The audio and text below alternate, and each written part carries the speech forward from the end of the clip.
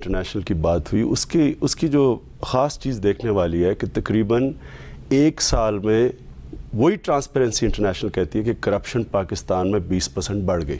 پاکستان کی حکومت دنیا کی کرپٹ ترین حکومتوں میں ٹرانسپیرنسی انٹرنیشنل کے مطابق سمجھی جاتی ہے۔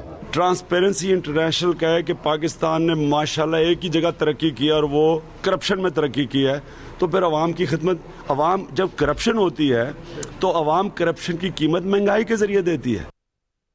السلام علیکم ناظرین، بڑی بات کے ساتھ میں ہوں عادل شاہزیب۔ یہ بیانات جو آپ نے سنے یہ وزیراعظم عمران خان کے اس ماضی کے ہیں جب وہ وزیراعظم نہیں تھے۔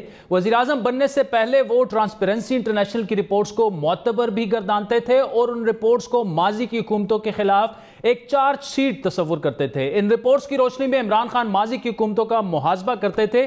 تاہم اسی ٹرانسپیرنسی انٹرنیشنل کی آج آنے والی رپورٹ نے وزیراعظم عمران خان کی حکومت کے خلاف ایک چارج شیٹ پیش کر دی ہے۔ ٹرانسپیرنسی انٹرنیشنل کی جاری کردہ کرپشن پرسپشن انڈیکس برائے سال 2020 کے مطابق پاکستان میں کرپشن بڑھ گئی ہے اور پاکستان 4 درجے تنزلی کے بعد 180 ممالک کی فہرست میں 120 سے 124 درجے پر آ گرا ہے۔ اس کے علاوہ پاکستان نے 2 ذرائع رول آف لا انڈیکس اور ویرائٹی آف ڈیموکریسی سے متعلق شعبے میں بھی کم سکور کیا، جس کی وجہ سے پاکستان کے مجموعی سکور میں کمی آئی۔ دلچسپ بات یہ ہے کہ عمران خان نے اپنے ترجمانوں کی میٹنگ میں ٹرانسپیرنسی کی اس رپورٹ کا خیر مقدم کرتے ہوئے کہا کہ ادارے نے 2017-18 کا ڈیٹا حاصل کیا اور جب اپوزیشن اس رپورٹ کا اردو میں ترجمہ کروائے گی تو انہیں پتہ چل جائے گا۔ وزیراعظم کے بیان سے پہلے ڈاکٹر شہباز گل نے بھی ایک ویڈیو جاری کر کے ایسا ہی موقف اپنایا اور ان رپورٹس کے صفحات کو لہرا کر اپوزیشن کو مورد الزام ٹھہرانے کی کوشش کی۔ لیکن بڑی بات کے پاس موجود ٹرانسپیرنسی انٹرنیشنل کی رپورٹ کے مطابق جن 2 ایریاز کی وجہ سے پاکستان کی بدعنوانی رینکنگ میں ابتری آئی ہے ان کے لیے 2019 کا ڈیٹا سیٹ استعمال کیا گیا، اور آپ کو یاد دلاتے چلیں کہ 2019 میں تحریک انصاف ہی کی حکومت تھی۔ ٹرانسپیرنسی انٹرنیشنل پاکستان برانچ کے سربراہ سہیل مظفر کے مطابق پاکستان کے اعداد و شمار میں تنزلی کے حوالے سے انہوں نے یہ کہا کہ ایسا نیب کی غیر معمولی کاوشوں اور اس دعووں کے باوجود ہوا ہے کہ گزشتہ 2 سالوں میں 363 ارب روپے ریکور ہوئے، جبکہ پبلک اکاؤنٹس کمیٹی کا بھی دعویٰ تھا کہ گزشتہ 2 سالوں میں 300 ارب روپے ریکور ہوئے، لیکن پاکستان کی کرپشن کے انڈیکس میں تنزلی ہوئی۔ سہیل مظفر کے مطابق پاکستان نے گزشتہ سال کے مقابلے میں 2 جگہوں پر جہاں پر پاکستان کی کارکردگی خراب ہوئی ان میں ایک قانون کی بالادستی اور دوسرا جمہوری تنوع ہے۔ سہیل مظفر کے مطابق ان 2 ایریاز میں جن حوالوں سے تحقیق کے بعد ابتری سامنے آئی وہ حکومتی اہلکاروں میں کرپشن کے حوالے سے تھے، جن میں پارلیمنٹ، انتظامیہ، عدلیہ، پولیس وغیرہ شامل تھے۔ ان کا یہ کہنا تھا کہ حکومت کو ان ایریاز میں بہتری کی ضرورت ہے۔ ٹرانسپیرنسی کے اتنے واضح موقف کے بعد بھی حکومت اس رپورٹ پر خود کو مورد الزام ٹھہرانے کی بجائے ماضی کی حکومتوں کو ہی ذمہ دار ٹھہرا رہی ہے۔ اگر حکومت کا موقف مان بھی لیا جائے تو حکومت کے اپنے رہنماؤں کا موقف کیسے جھٹلایا جا سکتا ہے جس میں وہ گائے بگائے اپنی ہی حکومت میں کرپشن بڑھنے کے الزامات لگاتے رہیں؟ ان 2.5 سالوں میں پنجاب میں کرپشن ختم ہو چکی ہے؟ سر جی بالکل 1 پیسہ ختم نہیں ہوئی، بڑھ گئی ہے۔ اسی کو بٹھا دیں میرے ساتھ، میں ٹی وی پہ آپ کے پروگرام میں بتاؤں گا کیا کیا کرپشن ہوئی ہے، یہ ساتھ بیٹھا ہو۔ لیکن اگر میں یہ کہوں کہ نچلی سطح پہ کرپشن جو ہے ختم ہو گئی ہے تو یہ بات بالکل آپ کی درست ہے کہ کرپشن جو ہے، لیکن وہ کرپشن ایک ایسی ڈیپ روٹڈ ہے کہ اس کو ختم کرنے کے لیے بڑا ٹائم چاہیے، پراپر اسٹریٹجی چاہیے، پراپر پلاننگ چاہیے، اکاؤنٹیبلٹی چاہیے۔ میں بحیثیت وزیر کے، میں بحیثیت پاکستانی شہری کے مایوس ہو رہا ہوں نیب کی کارکردگی سے، منطقی انجام تک پہنچنے سے۔ یہ معاملہ کیا ہے اور کیا واقعی ٹرانسپیرنسی کی رپورٹ تحریک انصاف حکومت کے خلاف چارج شیٹ ہے یا ماضی کی حکومتوں کے خلاف؟ اسی پر تفصیلی بات کریں گے۔ سیاسی تجزیہ کار اور پلڈیٹ کے سربراہ احمد بلال محبوب صاحب ہمارے ساتھ موجود ہیں۔ احمد بلال محبوب صاحب، thank you so much for joining اس۔ صبح سے گورنمنٹ کچھ اور کہہ رہی ہے، اپوزیشن کچھ اور کہہ رہی ہے۔ میں نے بھی ڈیٹیل میں جو میتھڈالوجی یوز ہوئی ہے، جو انڈیسز ہیں ان کا مطالعہ کیا، لیکن آپ سے سننا چاہیں گے، عام پاکستانی اگر آپ سے یہ جاننا چاہے کہ یہ جو رپورٹ آئی ہے اس میں جو ڈیٹا استعمال ہوا وہ کس دور کا استعمال کیا گیا؟ جی بہت شکریہ آپ کا۔ دیکھیے میں نے خود جا کے ویب سائٹ کے اوپر جاننے کی کوشش کی ہے اسی بات پہ، کیونکہ اس کے اوپر بہت سی कोई ट्वीट्स भी हुई थी और एक कंट्रोवर्सी सी जनरेट हो गई थी। देखिए ये जो 8 डेटा सोर्सेज हैं जी, जो हमारे पाकिस्तान के कॉन्टेक्स्ट में इस्तेमाल हुए हैं, उनमें से कुछ वर्ल्ड बैंक के भी डेटा सोर्सेज हैं, कुछ वर्ल्ड इकोनॉमिक फोरम के हैं, वर्ल्ड जस्टिस प्रोजेक्ट का भी डेटाबेस इस्तेमाल हुआ है। तो उनमें से 5 जो डेटा सोर्सेज हैं उनके ऊपर 2020 की डेट ऑफ पब्लिकेशन है। अच्छा। और उनमें से जो 3 हैं उनके ऊपर 2019 की डेट है। अमूमन डाटा कलेक्ट करते हुए और कुछ उसको एनालाइज करते हुए बाज़-औक़ात 1 साल का तकरीबन टाइम लैग हो जाता है। तो अगर आप 2020 से 1 साल पीछे भी चले जाएं तो वो 2019 में डेटा इकट्ठा हुआ। जो 2019 की 2-3 रिपोर्टें हैं उसमें 2018 का डेटा इकट्ठा हुआ। तो मुझे लगता है बहुत कम एहतमाल ऐसा है कि कोई डेटा उस दौर का होगा जब नवाज शरीफ का या पिछली गवर्नमेंट का दौर था। मोस्टली डेटा इसी दौर का है, क्योंकि अब ये दौर तकरीबन 28-29 महीने हो गए हैं। तो इस दौर में ये सब कुछ चीज़ें हुई है। मेरे ख्याल में अब ये कहना बड़ा मुश्किल है। पिछले साल तो किसी हद तक इसमें वज़न था जब ये बात कही गई थी, लेकिन इस साल मेरे ख्याल में इसमें ज़्यादा वज़न नहीं है। ठीक। अच्छा अहमद महमूद साहब, ये जो 8 सोर्सेज की डेटा सोर्सेज की बात हो रही है, इसमें बताया ये जाता है कि 6 में ऐसे थे कि पाकिस्तान का स्कोर तकरीबन ठीक रहा, 2 ऐसे एरियाज थे जहां पर पाकिस्तान ने ज़्यादा बेहतर परफॉर्म नहीं किया। वो कौन से एरियाज थे? और इसके बावजूद के हुकूमत तहरीक इंसाफ करप्शन के नैरेटिव को ही बिल्ड करके गवर्नमेंट में आई, और अभी भी जो भी बात होती है उसका यही कि एनआरओ नहीं देंगे, करप्शन बर्दाश्त नहीं करेंगे। इस सब कुछ के बावजूद आप क्यों समझते हैं कि इस परसेप्शन में इजाफा हुआ कि करप्शन में कोई खात्मा नहीं हुआ, ना कमी आई है? देखिए, अब तक जो हमारे यहाँ क्रेडिबल सोर्सेज हैं करप्शन के बारे में कोई राय कायम करने के, उनमें सबसे बेहतर या सबसे ज़्यादा तजुर्बाकार और सबसे पुराना जो इंडेक्स है वो तो यही है, करप्शन परसेप्शन इंडेक्स। करप्शन को एज सच एब्सोल्यूट टर्म्स में नापने का कोई ऐसा इंडेक्स हमारे इल्म में तो नहीं है।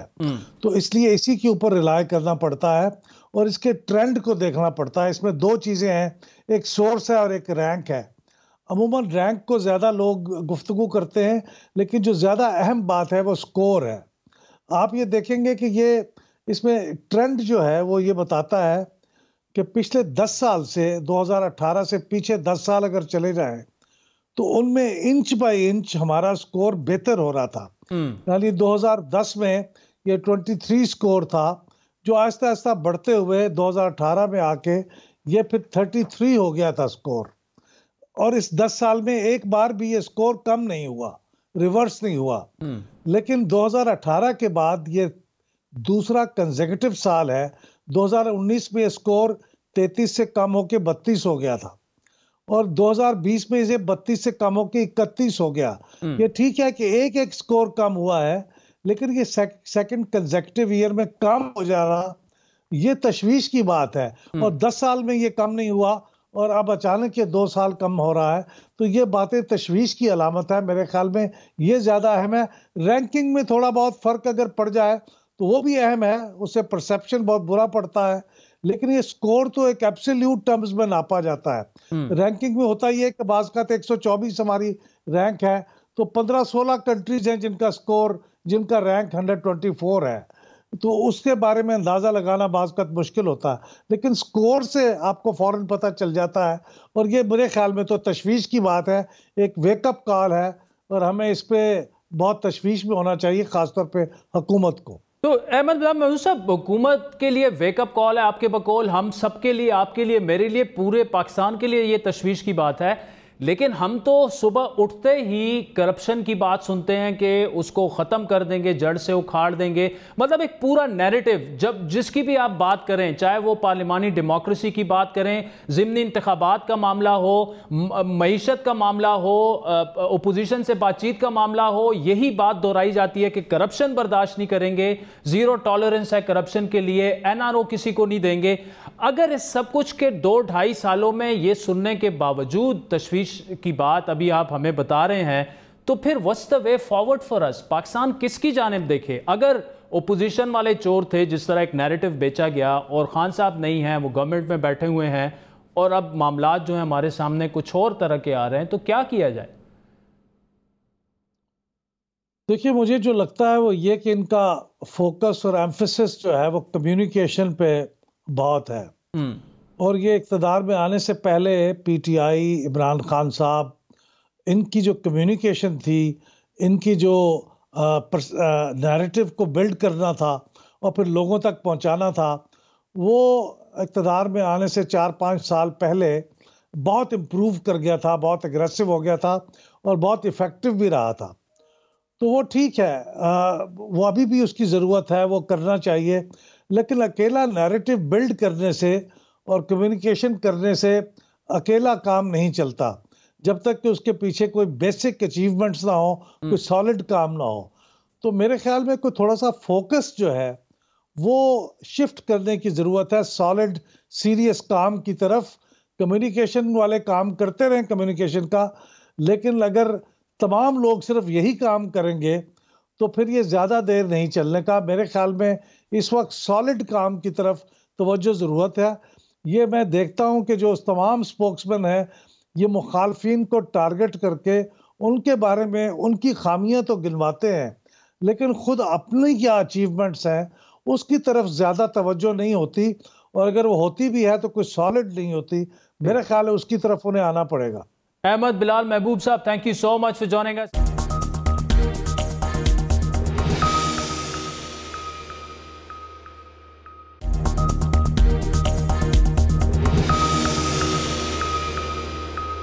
ویلکم بیک ناظرین۔ سینٹ انتخابات میں اوپن بیلٹ ہو، دوہری شریعت والوں کو الیکشن لڑنے کی اجازت ہو، حکومت نے اہم انتخابی اصلاحات کا بل پارلیمنٹ میں لانے کا اعلان کر دیا، لیکن حیرت اس بات پر ہے کہ پہلے حکومت نے اوپن بیلٹ پر سپریم کورٹ سے رائے لینے کا فیصلہ کیا، پھر ریفرنس دائر کیا گیا، لیکن الیکشن کمیشن کی جانب سے حکومتی رائے کی مخالفت کی گئی، جس کے بعد اب حکومت کو واپس پارلیمنٹ کا رخ کرنا پڑ رہا ہے۔ اب سوال یہ اٹھ رہا ہے کہ حکومت پہلے ہی معاملہ پارلیمان میں کیوں نہیں لے گئی، اور اچانک یہ فیصلہ اب کیوں کیا گیا، وہ بھی ایک ایسے وقت میں جب ایک طرف سپریم کورٹ بلدیاتی انتخابات میں تاخیر پر برہم ہے، اور دوسری جانب اپوزیشن سینٹ انتخابات لڑنے کی تیاری کر رہی ہے۔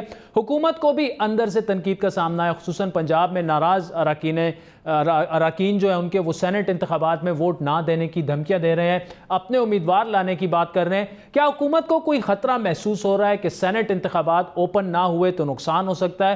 حکومت کے مطابق پنجاب اسمبلی میں ووٹوں کا ریٹ لگ رہا ہے۔ کچھ انفارمیشن بھی ہمارے پاس ہے کہ سینٹ کے الیکشن کے لیے ریٹس نکالے گئے ہیں، اور کس نے نکالے ہیں میں سارے اشارے آپ کے سامنے کھول کے رکھوں گا۔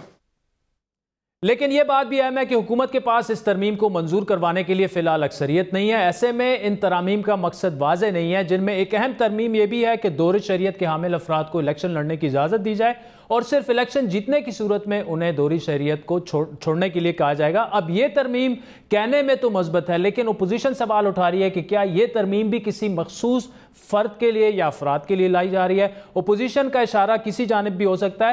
حکومت کی جانب سے اپوزیشن پر ایک تنقید یہ بھی ہو رہی ہے کہ خود نون لیگ اور پیپلز پارٹی نے چارٹر آف ڈیموکریسی میں اوپن بیلٹنگ کی بات کی، لیکن پھر کوئی اصلاحات نہیں کی گئی۔ کیا اپوزیشن ان ترامیم پر حکومت کا ساتھ دے سکتی ہے؟ اسی پر بات کریں گے۔ نون لیگ کے مرکزی سیکرٹری جنرل احسن اقبال صاحب ہمارے ساتھ موجود ہے۔ احسن اقبال صاحب، بات تو وہ ٹھیک کر رہے ہیں، چارٹر آف ڈیموکریسی میں بھی آپ نے یہ طے کیا تھا۔ اب اگر گورنمنٹ آپ سے ہاتھ آپ کی طرف بڑھائے کہ جی اوپن شو آف ہینڈ پہ یہ کرتے ہیں، سیکرٹ بیلٹ کو رہنے دیتے ہیں، تو اچھی بات ہے، ٹرانسپیرنسی آتی ہے، آپ بھی جمہوریت کی بات کرتے ہیں، وہ بھی کرتے ہیں، تو یہ کیوں نہیں ہو رہا؟ بہت شکریہ عادل۔ سب سے پہلے تو میں آپ کو آپ کی صحت یابی پہ مبارکباد دوں گا۔ دیکھیے حکومت اس وقت بڑے مخمصے میں بھی ہے اور اپنے آپ کو ایکسپوز بھی کر رہی ہے۔ ہم بار بار کہتے ہیں کہ اس کو حکومت کرنے کی فنڈامنٹلز کا بھی نہیں پتہ۔ یہ بات ہر پولیٹیکل سائنس کا جو طالب علم ہے وہ بھی جانتا تھا کہ اگر آپ کسی بھی طرح سے سینٹ کے انتخابی طریقے کو بدلنا چاہتے ہیں تو وہ آئین کے اندر درج ہے، اور جو چیز آئین میں درج ہے اس کا کریکشن یا اس کو تبدیل کرنا سپریم کورٹ کا اختیار نہیں، وہ پارلیمنٹ کے پاس ہی ہے۔ حکومت کو اصرار تھا کہ ہم درست کریں، اور آپ دیکھیے یہ پارلیمنٹ میں آ رہے ہیں۔ یہ جو مسودہ لے کر آئے ہیں یہ سینٹ اصلاحات یا انتخابی اصلاحات کا نہیں ہے، یہ حکومت کے مخصوص لوگوں کو این آر او دینے کا ہے، کیونکہ اس کے اندر جو تجاویز حکومت نے دی ہیں اس میں ایک وفاقی وزیر کو کور کرنے کی کوشش کی گئی ہے، جو اپنی دوہری شہریت کی وجہ سے نااہل ہونے کے قریب پڑے ہیں. انہیں بہت پہلے نااہل ہو جانا چاہیے تھا. اگر اسی رفتار سے یہ فیصلہ ہوتا ہے جیسے ہمارے 2 سینیٹرز کا ہوا ہے تو یہ 2-2.5 سال سے الیکشن کمیشن میں معاملہ ان وفاقی وزیر صاحب کا ہے. جی الیکشن کمیشن میں بھی ہے اور ہائی کورٹ میں بھی ہے, اور یہ مسلسل اس کو ڈیفائی کر رہے ہیں اور ابھی تک وہ وضاحت پھر رہے ہیں, اور یہ چاہتے ہیں کہ ان کو ریٹروسپیکٹیولی کور کیا جائے. یہ تو احسن صاحب دوہری شریعت کا ہو گیا نا. اگر اس کو سائڈ پہ کر کے خفیہ رائے شماری یا اوپن شو آف ہینڈ, دیکھیے وہ کیوں ہے, وہ اگر تو کسی نیک نیتی پہ ہو تو ٹھیک ہے. اب حکومت کو اس لیے ضرورت محسوس ہو رہی ہے کہ عمران صاحب اپنے کچھ دوستوں کو زبردستی ٹھوس رہے ہیں جن کو اراکین اسمبلی ووٹ دینے کے لیے تیار نہیں ہیں. اچھا, تو یہ چاہتے ہیں کہ ان لوگوں کو زبردستی سینٹ میں داخل کرایا جائے. ان کے اپنے اراکین کے پاس انفارمیشن ہے اس کی کیا سر؟ جی اور ان کے اپنے اراکین مزاحمت کر رہے ہیں, اور اس کے لیے انہوں نے ابھی 50 کروڑ کے فنڈ دینے کی رشوت کا بھی اعلان کیا ہے. پنجاب میں یا یہاں یہ پارلیمنٹیرینز کے لیے آج پورے اخبارات میں وہ خبر ہے. ان کی جو پارلیمنٹری پارٹی میٹنگ ہوئی اس میں عمران صاحب نے کہا کہ میں 50 کروڑ فی MNA ڈیولپمنٹ فنڈ دوں گا. یہ وہی عمران نیازی صاحب ہیں جو فرمایا کرتے تھے کہ یہ ڈیولپمنٹ فنڈ جو ہے یہ کرپشن کی جڑ ہے, اور جس MNA یا MPA کے امیدوار نے ڈیولپمنٹ فنڈ لینا ہے یا توقع رکھنی ہے وہ ہماری پارٹی کا ٹکٹ نہ لے. یہ پاکستان کے سب سے بڑے مسٹر یو ٹرن ہے, ہر چیز پہ یو ٹرن لیتے ہیں اور قوم کو خودداری کا درس دیتے ہیں. جس وجہ سے بھی تحریک انصاف یہ کر رہی ہے, لیکن کم از کم جو سینٹ انتخابات میں ہر دفعہ ہوتا رہتا ہے, رشوتیں چلتی ہیں, کروڑوں روپے چلتے ہیں, کم از کم اس کا رستہ تو بند ہو جائے گا نا. دیکھیے نا, ہم چاہتے ہیں کہ ملک کا الیکٹورل سسٹم ٹھیک ہو.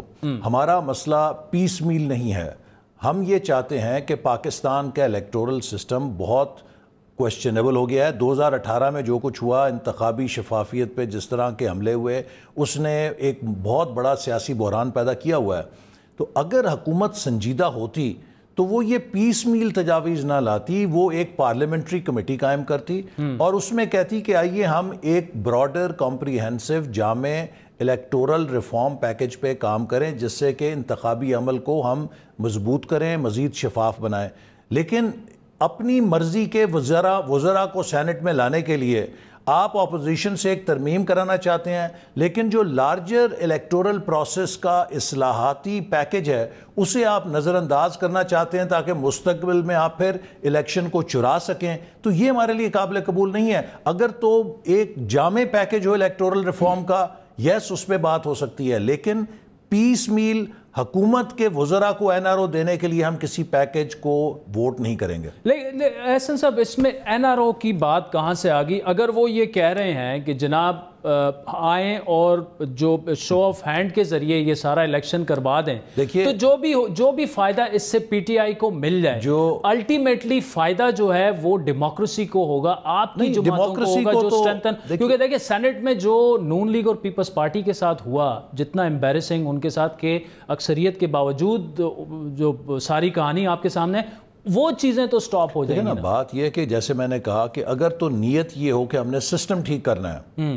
وہ ایک اور بات ہے, لیکن جہاں نیت یہ ہو کہ ہم نے اپنی کمپنی کے جو لمیٹڈ ایک کچن کیبنٹ ہے جس کے کہ نہایت بدنام لوگوں کو آپ نے اپنے منتخب اراکین کی مرضی کے خلاف آپ ان پہ مسلط کرنا چاہتے ہیں, انہیں سینٹ میں لے کر آنا چاہتے ہیں, تو یہ چیز ایسی ہے کہ جس کی شاید کوئی اجازت نہیں دے گا. اگر آپ کی نیت یہ ہے کہ آپ کے وہ وفاقی وزراء جو نااہل ہونے والے ہیں, آپ ان کی نااہلیت کو بدلنے کے لیے, بچانے کے لیے آئین ترمیم کرنا چاہتے ہیں, تو ہم اس کا ساتھ. تو اس کا مطلب یہ کہ نہ صرف نون لیگ بلکہ شاید PDM بھی یہی فیصلہ کرے گی کہ کوئی ساتھ نہیں دیں گے آپ گورنمنٹ کا. جی PDM کا 4 تاریخ کو سربراہی اجلاس ہے, تو یقیناً اس میں PDM سربراہی سطح پر بھی فیصلہ کرے گی, لیکن مسلم لیگ نون کی سطح پہ میں یہ کہہ سکتا ہوں کہ ہم کسی ایسے پیس میل پیکج کو سپورٹ نہیں کریں گے جس کا مقصد عمران خان کے چند دوستوں کو نوازنا یا عمران خان کے چند پیاروں کو نااہلیت سے بچانا ہے. اچھا,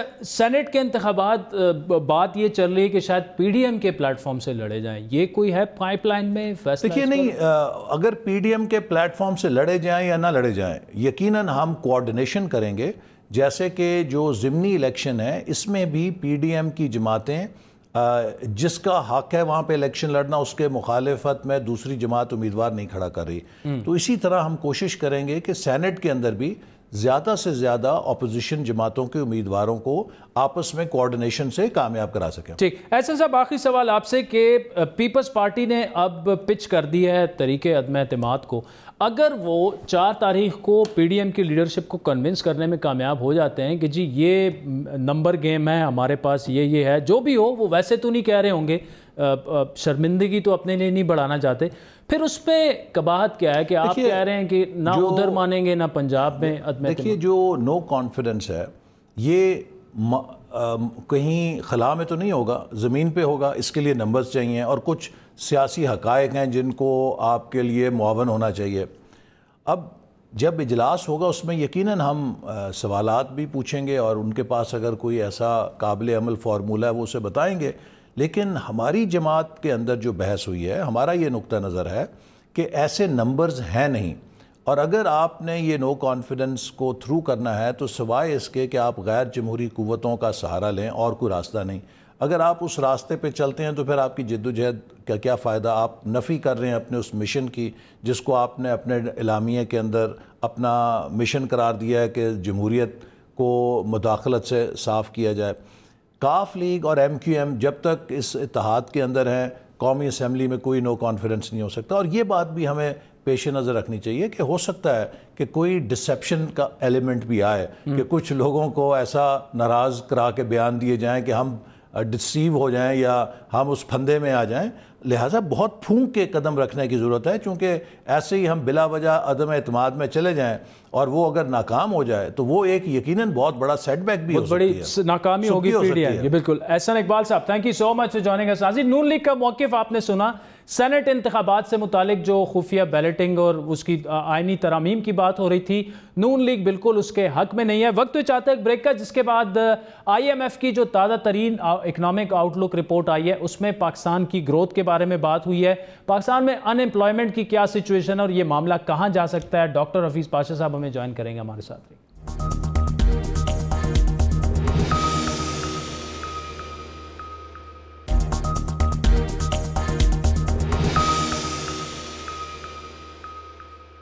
ویلکم بیک ناظرین. پاکستان کی معاشی صورتحال میں بہتری کے آثار نظر آ رہے ہیں. آئی ایم ایف کورونا وبا کے بعد گزشتہ سال اکتوبر تک پاکستان کی ترقی کی رفتار کی پروجیکشن جو ہے وہ 1% دے رہا تھا، یہ تجزیہ دے رہا تھا، اور اب اقتصادی نمو کا اندازہ بڑھا کر 1.5% کر دیا گیا ہے، جو کورونا کی صورتحال کے پیش نظر بظاہر مثبت خبر ہے.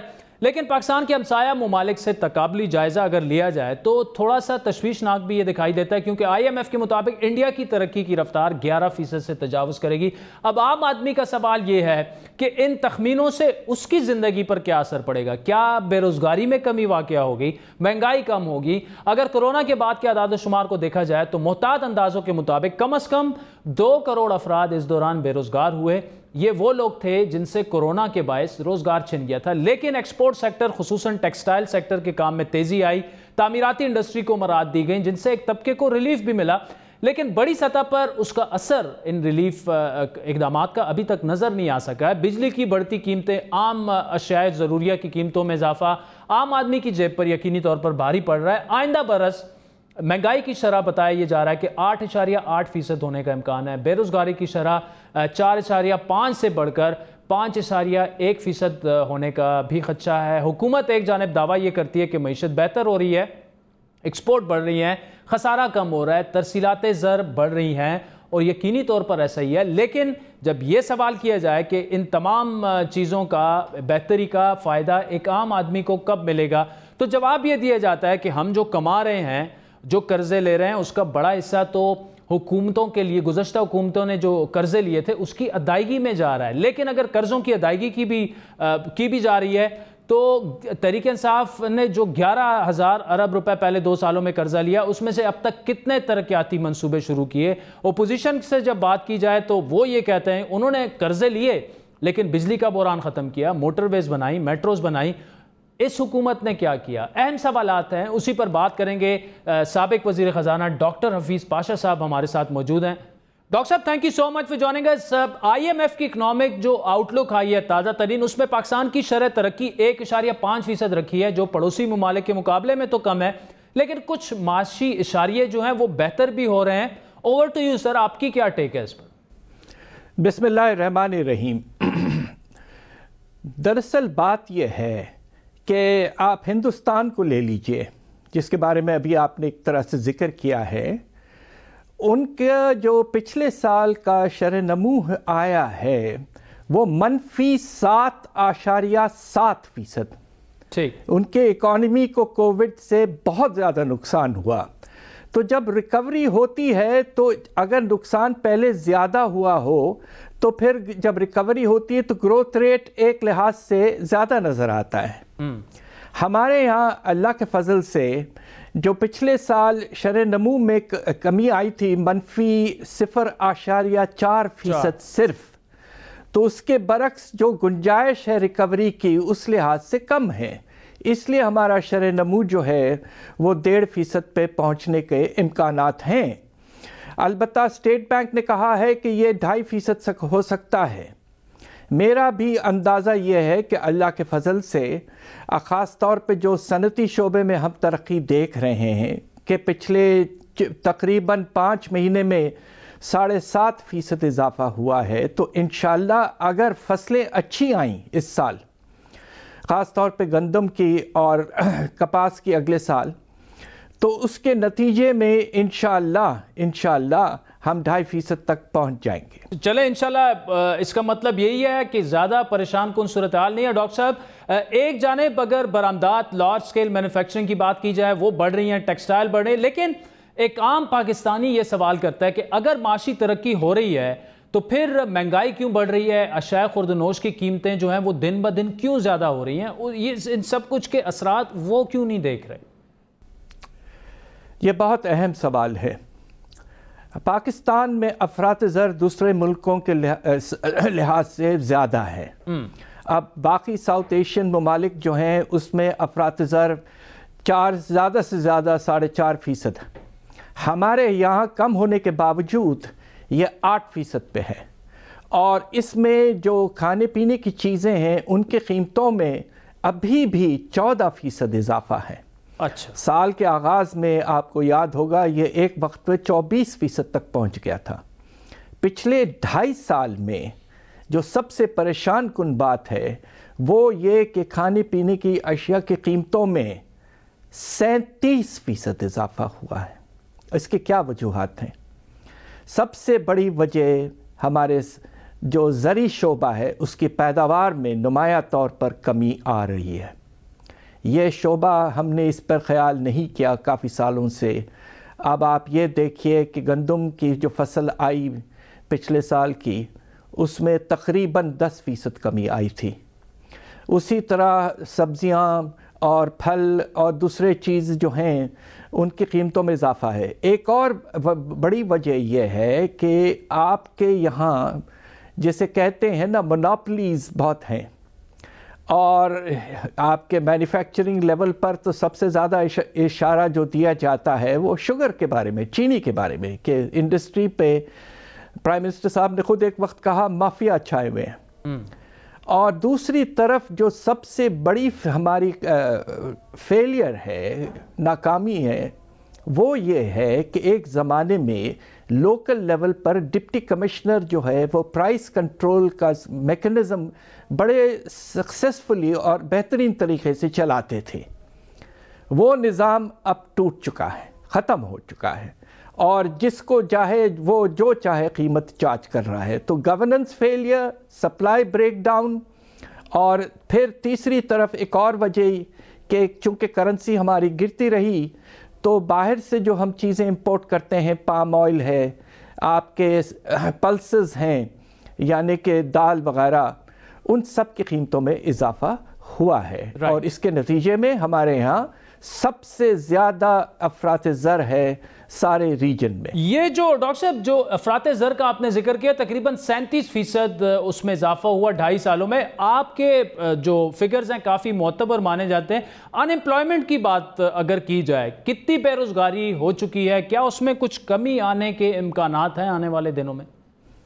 دیکھیے 18-19 میں شرح نمو 1.9%، پچھلے سال منفی 0.4%، یعنی کہ 2 سال میں مشکل سے ہماری پیداوار میں 1.5% کا اضافہ ہوا ہے۔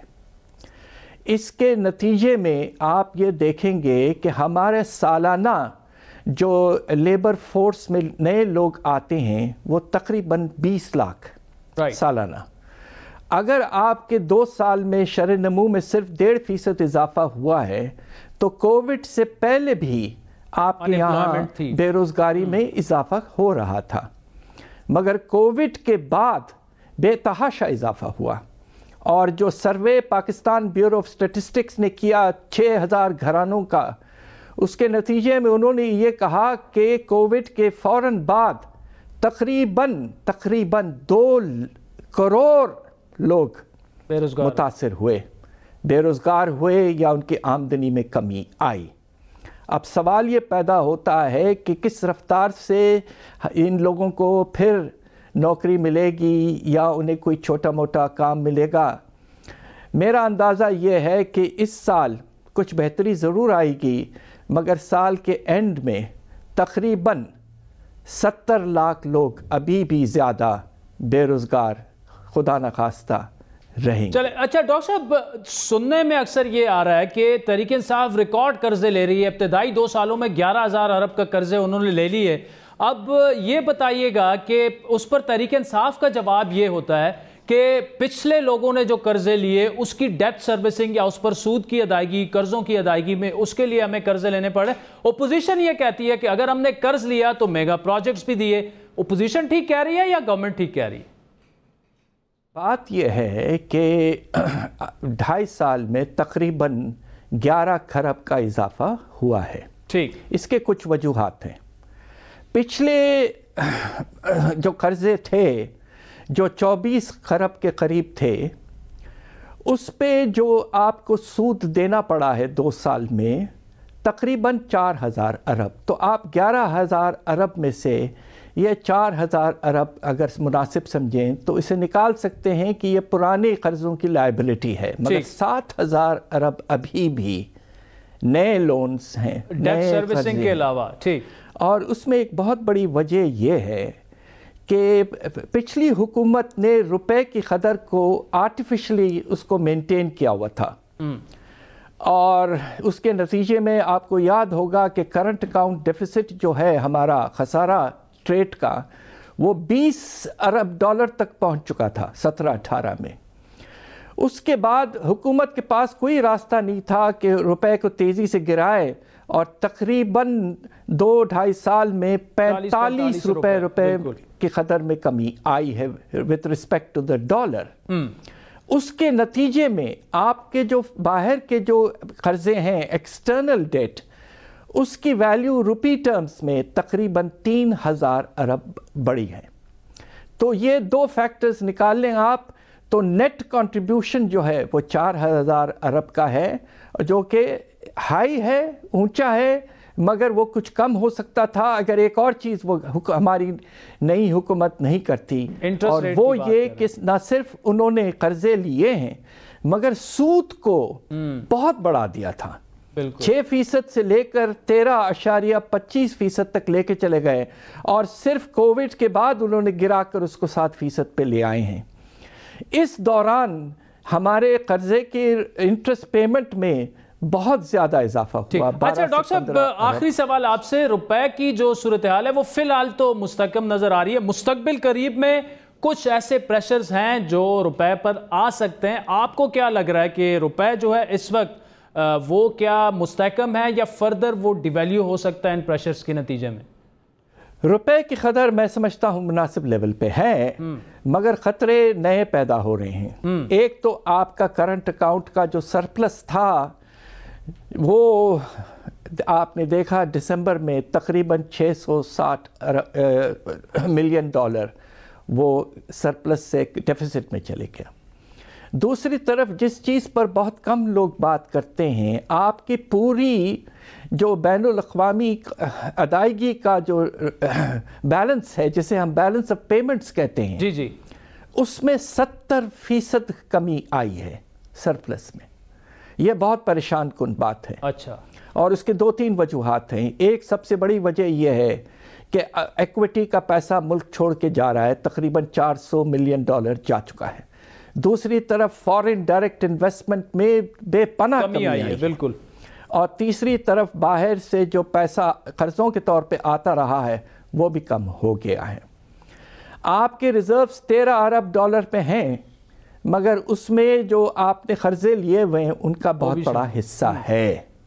नेट रिजर्व्स आपके काफ़ी कम हैं।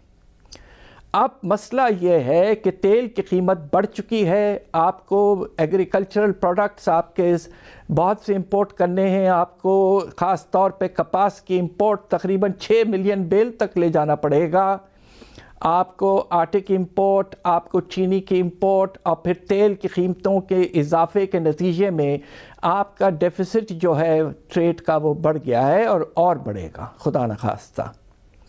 आने वाले कुछ हफ्तों में बैलेंस ऑफ पेमेंट्स पे कुछ प्रेशर आ सकता है, बस हम दुआ करते हैं कि इसके नतीजे में रुपए की कदर में कोई ख़ास कमी ना आए, मगर ख़तरा ज़रूर मौजूद है।